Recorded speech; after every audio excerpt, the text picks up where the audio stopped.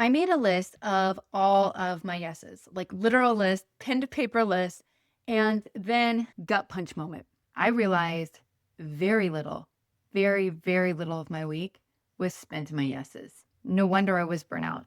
One of the things about burnout is that it doesn't just come from doing more.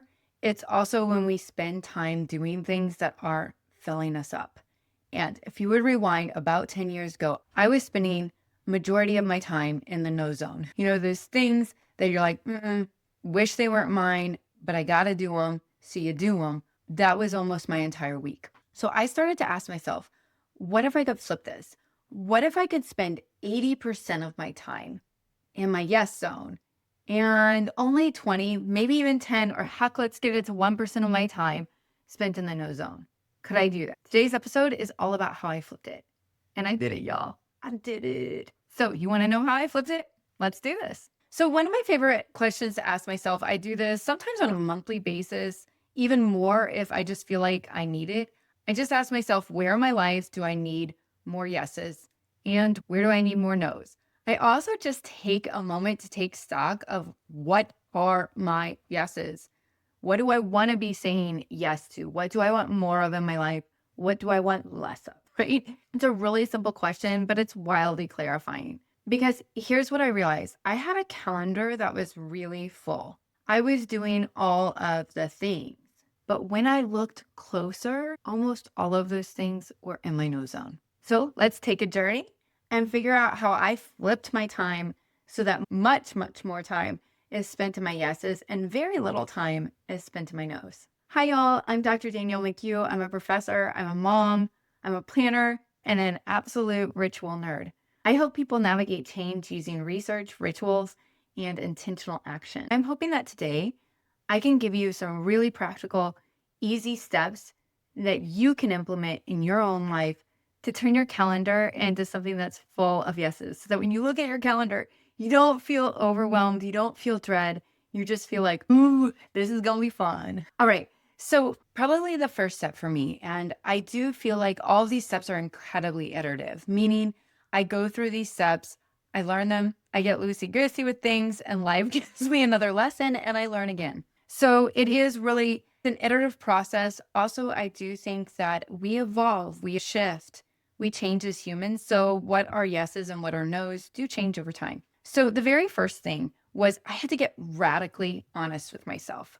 And I keep thinking that I'm honest with myself, and then I don't know, I uncover another layer and I'm like, "Ooh, girl, you got work to do." And so I do think it takes some time and it takes practice to get honest with ourselves because there are all these layers and layers and layers and layers of societal should. All of these things that you think are your own voice telling you this is what I want. And then you realize, oh no, I thought that I wanted this because it would make other people happy. It is definitely a process for me and one that I am still in where I'm trying to get really flippant honest with myself about what is a yes and what is a no. And I think I'm really fortunate that I'm very easily excited. I'm very easily interested. I'm a naturally curious person. I almost never get bored. But the issue with that is that I can sometimes get so interested in so many things that I'm scattered and I have a hard time focusing. And I know that when we're able to focus, that's when magic happens. That's when we're actually able to have these sort of like bursts of growth. And so it's taken a lot of work for me to move out of, what is my heck yes and what's a no. So the idea of heck yes or no actually came, I want to say it's from Mark Manson, and he was doing dating advice. If you're dating someone, if it's not heck yes, then it's a no. He started to apply this principle to other areas of his life. And I love this when I heard this, heck yes or no. And then when I tried to put it into practice, I realized that I want everything to be a heck yes. So that wasn't quite working for me. Then I used this question, am I interested or am I committed?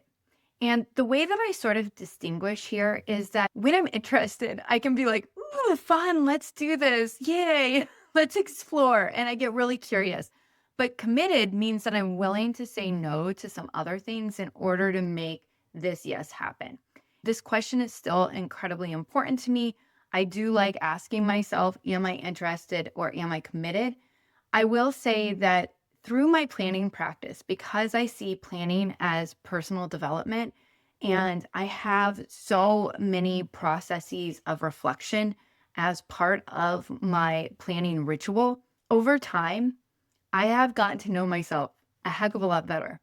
And as I do that, I'm getting a lot more clear on what really truly is a yes for me. And what's interesting about that is there are some things that I think that are no's that are actually me being scared or not wanting to step fully into something that is, you know, just feels risky, or I feel too seen or vulnerable or whatever.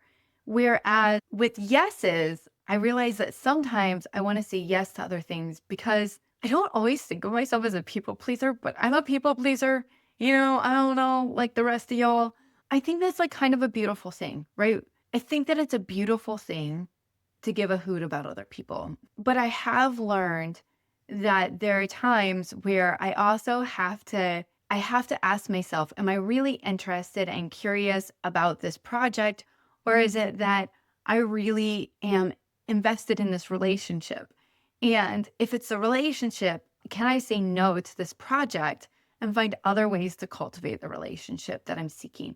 And that's been really, really helpful for me as well. So the first thing is I got radically, radically honest with myself about what are my yeses and what are my nos. All right, so the second one. This one took me a long time to learn. So it is this. You have to believe that you have a choice to say yes or no. Y'all, I'm a little obsessed with the concept of agency. So agency is essentially the belief that you can choose, right? And I believe that oftentimes we have agency even when we don't feel like it. And it may not be a lot. It might be in the cracks. It might be in the fissures. It might be a little space. And that there are so many things that I was saying yes to because I felt like I didn't have a choice. And that was rubbish. Absolute crapola. So, because also in my head, believe that if I were to say no to something, that the consequences of that no were going to be a lot bigger than they actually were. And what really helped me with this was to take an experimental mindset. I'm going to conduct a tiny little experiment and I'm going to say no, and I'm just going to pay attention to the consequences of that no. And what I found when I played this like little experiment game is that oftentimes the consequences of my no were not nearly as big as my brain doing its overthinking thing believed it to be. And so you have to believe that you have a choice. You have to believe that you have a choice. And the best way to get there is to just try and see what happens, conduct some experiments. And what's hard about this is that consequences legitimately are not the same for everyone. They're just not, right? I work in a workplace where my partner and husband, he and I have worked in the same place pretty much our entire adult lives. We went through our master's program, we went through our PhD program. We have had a job at the same university for, I don't know, 13 years now, 13, 14, I don't know. It's been a while. So there's only been a few years in our 20 years of marriage that we actually haven't like had an office in the same building. And I know that the way that people respond to his yeses and to his nos is different than mine sometimes. That being said, that doesn't mean that I can't say no. And it still might be worth those consequences. So I would just sort of say this is give yourself permission to conduct some tiny experiments. Start with no's that feel a little bit safer and then just test it out. Also, like if you are in circumstances and situations where like you don't get to have a no, it might be time to make getting out of those circumstances your number one priority. And that may not be easy and it may be scary and it may be risky, but you need to be able to believe that you can say yes and that you can say no. This next step required a leap of faith for me. It was adding in more yeses. And I want to explain why this was such a leap of faith. when you are in a place of burnout or demoralization, or you're just feeling flat, you're feeling empty, you're also really flippin' exhausted, the idea of adding more seems impossible.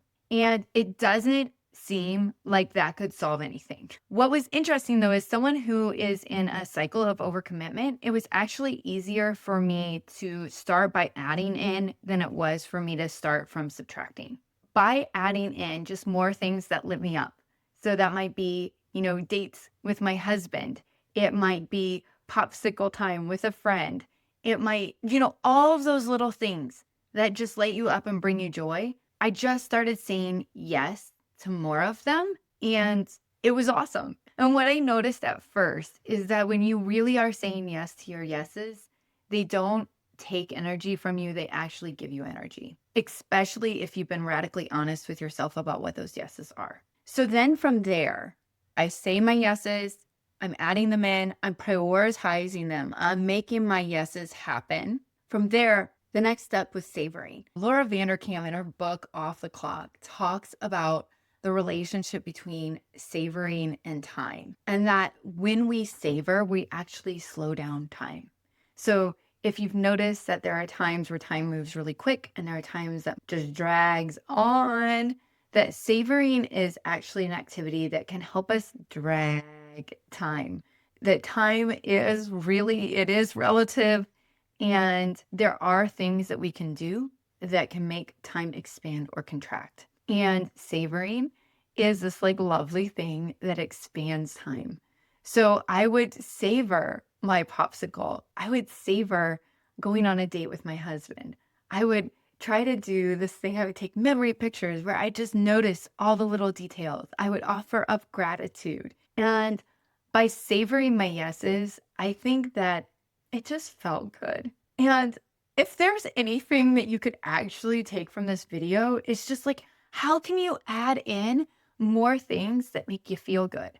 Because what is wild, and this is my number 5, is that when I started adding in more yeses, I prioritized them and I savored them, my state started to shift. I was flat, I was blah, I didn't have energy, I didn't feel very optimistic about the future. I all of a sudden found myself in a completely different state. I was spending more time excited, happy, joyful, savoring. And when my state started to shift, another banana pants thing happened. I started to enjoy some of my no's. I didn't see those one coming. I didn't see it coming. Here's what's wild. Doing the dishes used to be something that I dreaded. I did not want to do. I didn't have the energy to do. And while it didn't definitely shift into a yes, it did shift into whatever. It no longer had that sort of power of the negative emotional. It just was neutral. I'll do the dishes.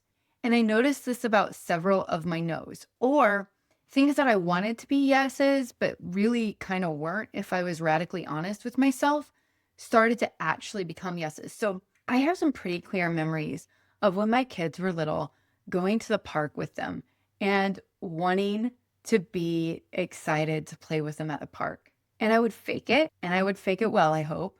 But inside, I just sort of felt like, oh my gosh, I'm so tired. Can we just be in bed? And it was so hard for me because I wanted to love those moments. I would watch my husband, savor those moments. And I would feel like I was sort of, even though I was there and I was participating, I kind of felt like I was on the sidelines observing my own life. And it was icky. It was icky. And what I noticed is that when I was able to shift my state, some of those things started to actually light me up. I would take my kids to the park and it would actually be restorative. I do a lot of research on gender and communication. In fact, we're working on a new edition of my gender and communication book. I'm a co-author, and it's due to the publishers this December. And one of the chapters that I'm working on is gender and family.